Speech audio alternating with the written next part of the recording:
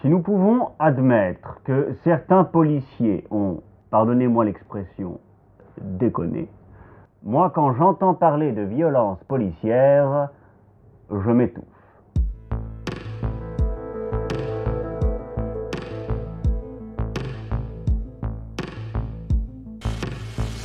J'entends parler de violence policière. Même moi, ce qui m'inquiète davantage, c'est l'apparition manifeste de ces nouvelles caméras dites Super 8 qui permettront à chacun de filmer les gardiens de la paix et de divulguer extrêmement rapidement leur identité puisque le développement des pellicules se fait en moins d'une semaine.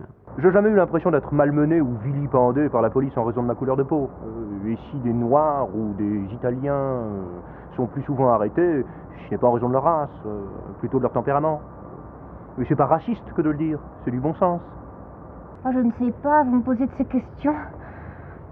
Je pense pas que filmer les gens empêche les comportements agressifs. Moi-même, j'ai une caméra à Noël. Je filme très souvent mon mari, bien ça n'a pas changé grand-chose. Avez-vous déjà eu affaire à la police? Ça va, ça va. Les trouvez-vous violents? Il n'est pas violent, il est énergique. C'est quoi être algérien en France dans les années 60? Il faut juste savoir nager, non?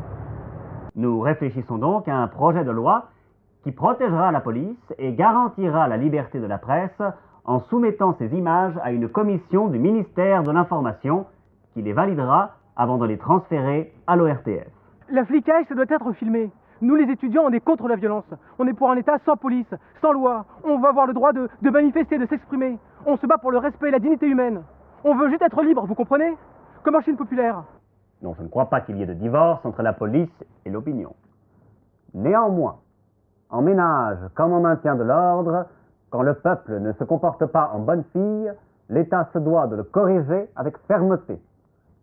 Nous n'allons pas non plus nous laisser gouverner par ceux que l'on gouverne.